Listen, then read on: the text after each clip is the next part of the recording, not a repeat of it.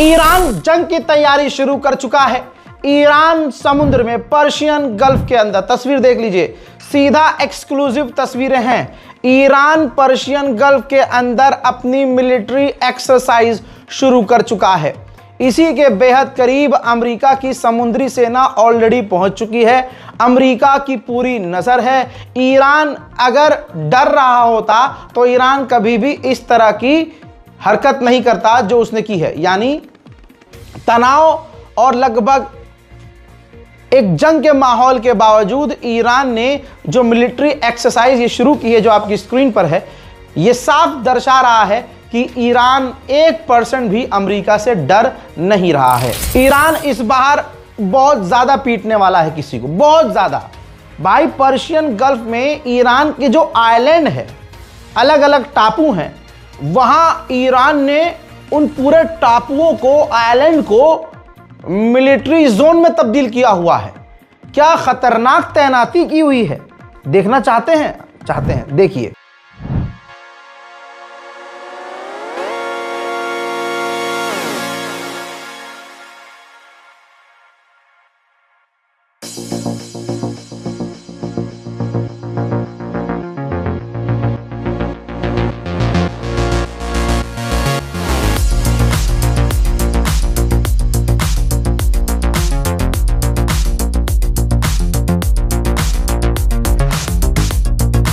अब जब ईरान की ऐसी तैयारी माशाअल्लाह होगी तो सुपर पावर को टट्टी तो लगेगी ही, माजरत के साथ। ये देखिए, आप ये नोटिस करिए कि अमेरिका ने कभी भी किसी के खिलाफ इतनी तैयारी नहीं की है, इतने हथियार तैनात नहीं किए हैं, क्योंकि पिछली पिटाई जो इजराइल की हुई है ईरान के द्वारा, अमेरिका की इज्जत पर है कि अगर 1% भी ईरान ने ठीक से बजा दिया, इन्हें पीट दिया अमेरिका को, तो अमेरिका की सारी हैकड़ी सुपर पावर वाली निकल जाएगी।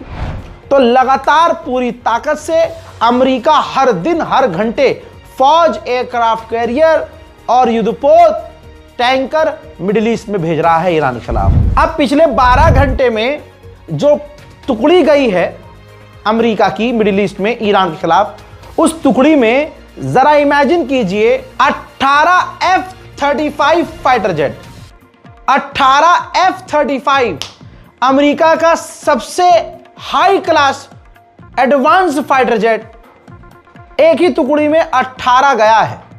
सोचिए कितनी बड़ी ताकत ईरान के खिलाफ तैनात की जा रही है।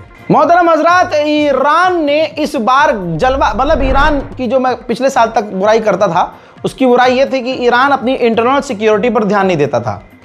इस बार ईरान ने तुम्हारे भाई की पूरी बात सुनी है, ध्यान दिया मेरी बात पे। मैं कह रहा हूं, बना तो मुझे विदेश मंत्री ईरान का, बहुत बढ़िया काम करूंगा।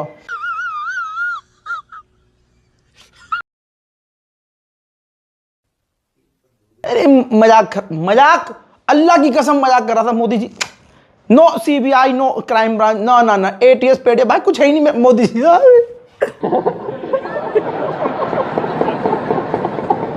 अमेरिकी ऑफिशियल्स के द्वारा बताया गया है कि जो बंकर ब्रस्टर्स बम हमने ईरान पर दागे थे, वो हमने दोबारा रिस्टोर कर लिए हैं, दोबारा बना लिए हैं। यानी पिछले हमले में ईरान पर हमला करने के बाद अमेरिका के पास बंकर ब्रस्टर्स बम की कमी हो गई थी, कि अब सफाई देनी पड़ रही है कि हमारे पास बंकर ब्रस्टर्स बम आ गए हैं। तुम्हारी औकात भी दुनिया के सामने आ गई है। सुपर पावर, गोप गोप गोप। ईरानियन ऑफिशियल ने कंफर्म किया है, अरब टीवी पर बैठकर साफ साफ कहा है कि रशिया और चाइना ईरान के साथ हैं, और western, America, Germany, France, Britain, ये तमाम देश चीन, रूस को अलग हमसे करने की कोशिश कर रहे हैं और बीच में दरार डालने की कोशिश कर रहे हैं, जो होगा नहीं। स्विट्जरलैंड जेनेवा में ईरान के विदेश मंत्री ने भाई IAEA के चीफ से मुलाकात की है, जो फसादी फुप्पो है, जिसने 12 डेज वॉर इसी ने करवाई थी, ये बयान दे देकर कि ईरान परमाणु बनाने वाला है। मेरे दोस्तों, उसी से जेनेवा में ईरान के विदेश मंत्री ने कई अहम मुद्दों पर बातचीत की है। हजरात, स्विट्जरलैंड के जेनेवा में ईरान और अमेरिका की मीटिंग हुई है, जिस मीटिंग में ओमान के विदेश मंत्री से भी ईरान ने मुलाकात की है। हजरात, फिलहाल ईरान बहुत मजबूत स्थिति में है और ईरान की बातचीत कोई नहीं काट रहा है। मामला एक ये भी है कि एक बार फिर से, कल भी बताया था, आज फिर से एक और टैंकर ईरान रूस से आया है, हथियार से लदा हुआ। लगातार चाइना और रशिया ईरान को हथियार भेज रहे हैं। नेतन्याहू बेचैन है कि डील नहीं होनी चाहिए।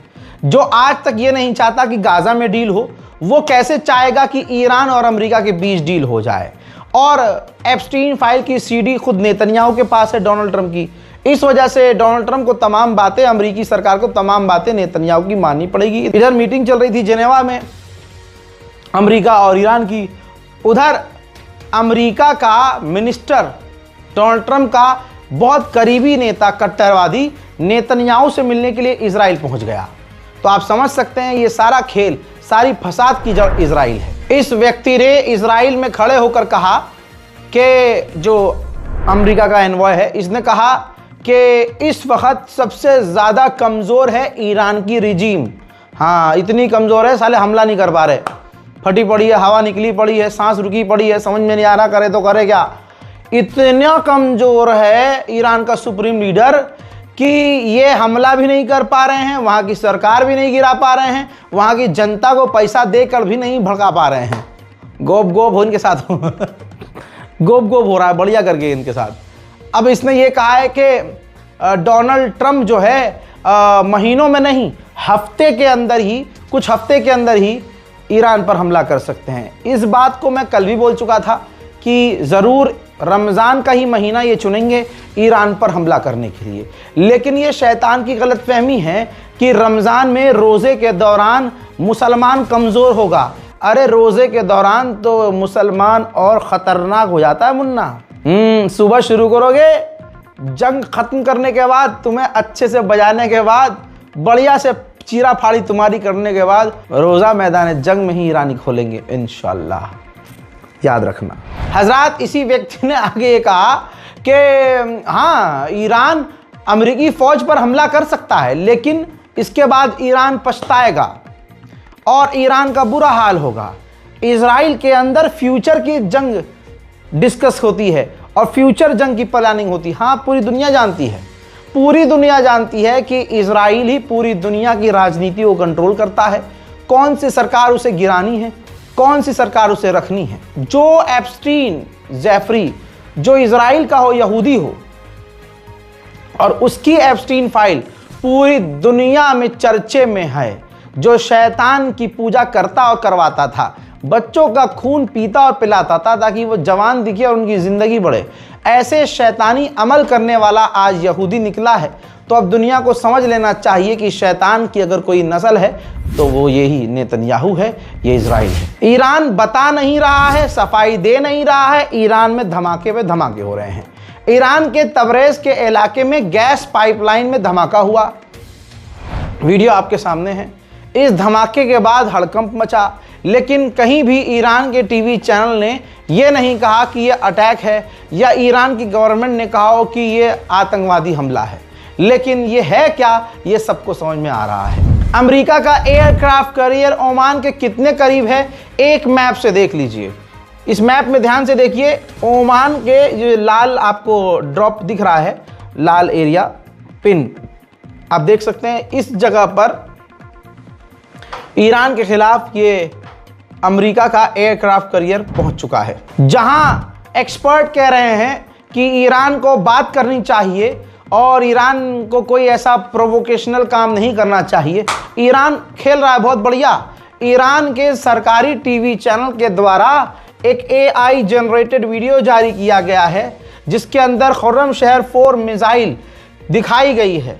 शहर के अंदर, शहर के ज़मीन के नीचे ईरान की ये खुर्रमशहर मिसाइल किस तरह से तैनात है और कहां से किस तरह से लॉन्च की जा रही है, जिसमें अमेरिकी बेस पूरे हथियार खानों से भरे हुए हैं। वहां जाकर ये मिसाइल अल्लाह का नाम लेकर गिरती है और फिर वो अमेरिकी बेस पूरी तरह से, खास करके इजराइल का बेस पूरी तरह से तबाह हो जाता है।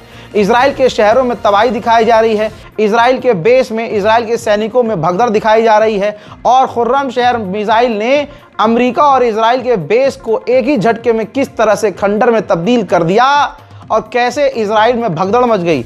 इस फुटेज के अंदर इजराइल में मिसाइलों की बरसात भी दिखाई है।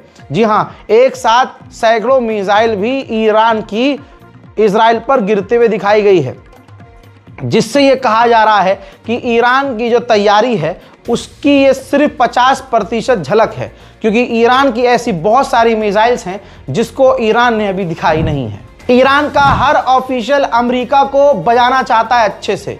ऐसे में ईरान के एक्सपर्ट, ईरान के ऑफिशियल बयान ये दे रहे हैं कि अगर अमेरिका ने कोई भी हरकत करी तो ये जो जंग होगी ये बहुत खतरनाक होगी, ये फुल एंड फाइनल जंग होगी, आर पार की जंग होगी। हम स्ट्रेट ऑफ हॉर्मूज तक बंद कर सकते हैं, दुनिया को 2 हिस्सों में बांट सकते हैं, हम किसी भी हद तक जा सकते हैं। दुश्मन ने अगर 1 इंच भी गलती करी तो हम मुंह तोड़ जवाब देंगे, वो भी आक्रामक रूप से। इजराइल ने ऐलान किया कि हमने अमेरिका के F-35 फाइटर जेट के फ्यूल टैंक को बड़ा कर दिया है, अब वो और ज्यादा फ्यूल भर सकता है और लंबी उड़ान भर सकता है। हजरात, इजराइल के अंदर एक इजरायली व्यक्ति ईरान के लिए जासूसी कर रहा था। ईरान के कहने पर इजराइल का ही नागरिक इजराइल की जासूसी कर रहा था, जिसे मोसाद ने गिरफ्तार कर लिया है। वेस्टर्न मीडिया में जैसे हमारे यहाँ नेटफ्लिक्स जैसे होता है, अमेजॉन जैसा होता है, अमेजॉन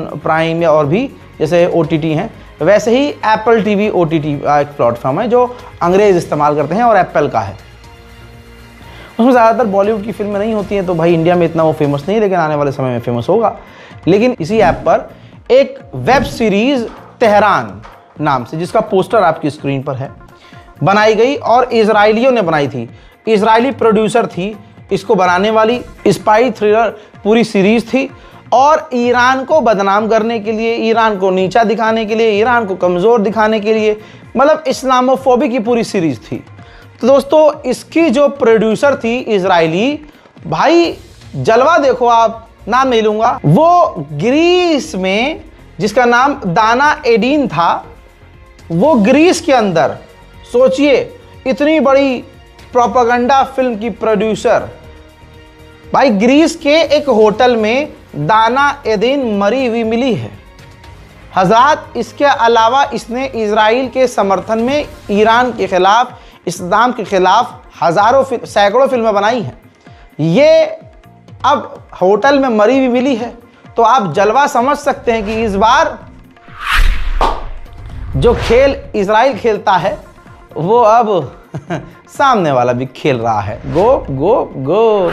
मेरे दोस्तों, उम्मीद है कि आप इस वीडियो को शेयर करेंगे, अपनी राय ईरान के बारे में कमेंट सेक्शन में जरूर लिखेंगे। मैं हूं रजा और आप देख रहे थे रजा ग्राफी अनस्क्रिप्टेड। जय हिंद।